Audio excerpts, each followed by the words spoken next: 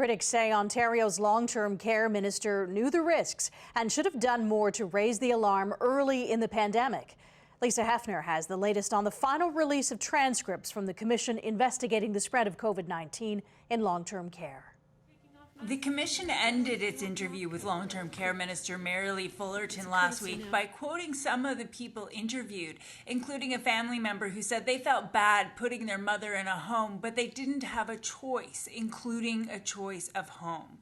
Our elderly people shouldn't be treated this way. If I had an animal that was treated like that, I would be charged with animal cruelty. There is no excuse for it, the minister heard. Of course I was raising concerns. Of course I was. The commission found that Fullerton was aware of the risks of asymptomatic transmission as early as February 5th, and she knew that long-term care homes were over capacity and understaffed.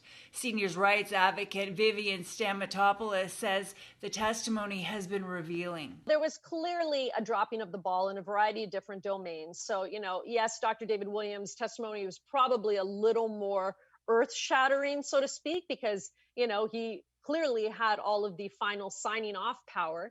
But yet Minister Fullerton, there were so many opportunities for her to actually advocate for, these residents under her purview. And it seemed that she just took the back seat. She should have fought harder. The opposition says the Premier is also at fault. Mr. Ford continued to tell seniors and their families that he had built an iron ring around long-term care, and that obviously wasn't true. So he was ignoring her advice, apparently.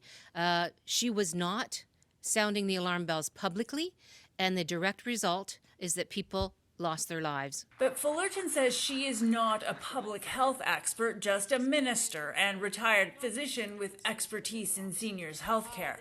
She wouldn't step down to make a point. I was definitely advocating, and I believe strongly we need people in politics who have lived experience, who understand the issues, who are going to be strong advocates for long-term care. So why would I resign from a position where I felt I could be a strong voice? The Commission's full report is expected at the end of April. Lisa Hepfner, CHCH News.